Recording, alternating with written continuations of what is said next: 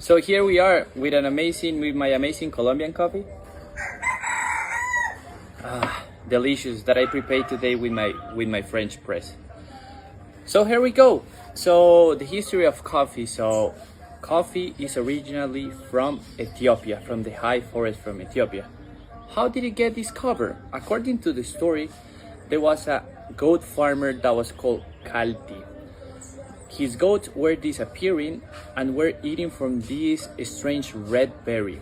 He noticed that with time, like these goats were not falling asleep and were getting like super hype and energy going all over the place. And he was like, interesting. Then he followed the goats and he discovered that it was this wild berry, this wild tree, where he could take these berries and make like a beverage with it. According to history, this was in the 9th century, and apparently nothing happened until the 15th century, where in Yemen, in monasteries, the monks were brewing and preparing the coffee because they wanted to stay alert and awake at night for their meditations and their rituals.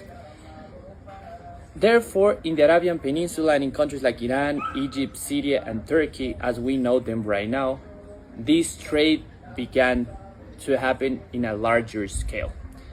To Colombia, how did it arrive? In the 1730s, the Jesuits, while they were busy forcing our indigenous civilization to transform to their religion, they actually did something good, that it was start to produce coffee in a way, or cultivating coffee. 100 years later, Colombian coffee started to get exported to different places all around the world, mostly the United States, and it started going to Europe.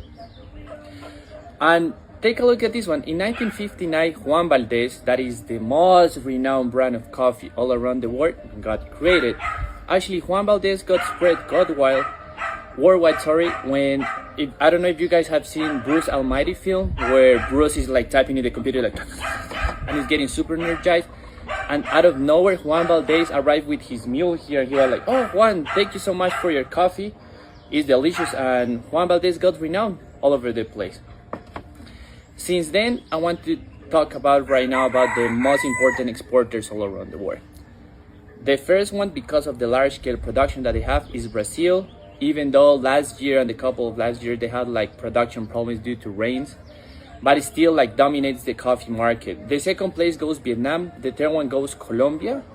And Colombian coffee is recognized because of its softness and different flavors that you can feel in the taste. The position of global exportations goes Indonesia and Ethiopia. And I want to say as well that Mexico, Peru, Costa Rica, Uganda, India are still like bigger